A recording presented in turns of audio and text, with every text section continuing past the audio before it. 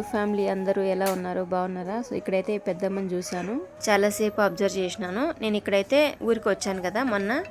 So ఊరికి వచ్చినప్పుడు రాయచోట్లో bus కోసం, బెంగళూరు బస్ కోసం నేను ఇక్కడ 1.5 hour వరకు వెయిట్ చేసిన.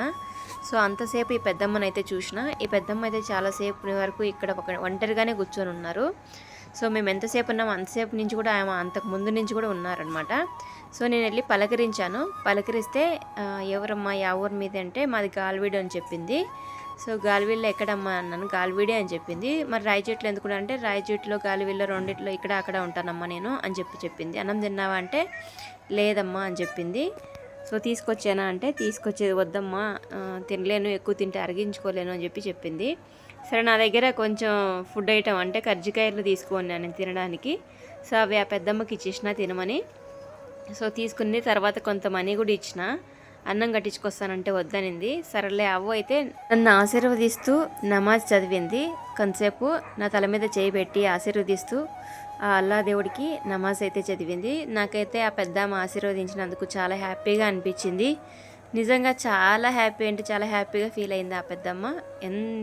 ఎన్నిసార్లు గడ్డం పట్టుకుంటుంది, ఎన్నిసార్లు తలపైన చేయబెట్టి ఆశీర్వదిస్తుంది. ఆమె అయితే ఇంకా ఎవరు లేరమ్మా, నాకు బిడ్డలు కానీ ఎవరూ లేరు, నేను ఒక్కదాన్నే ఉన్నాను.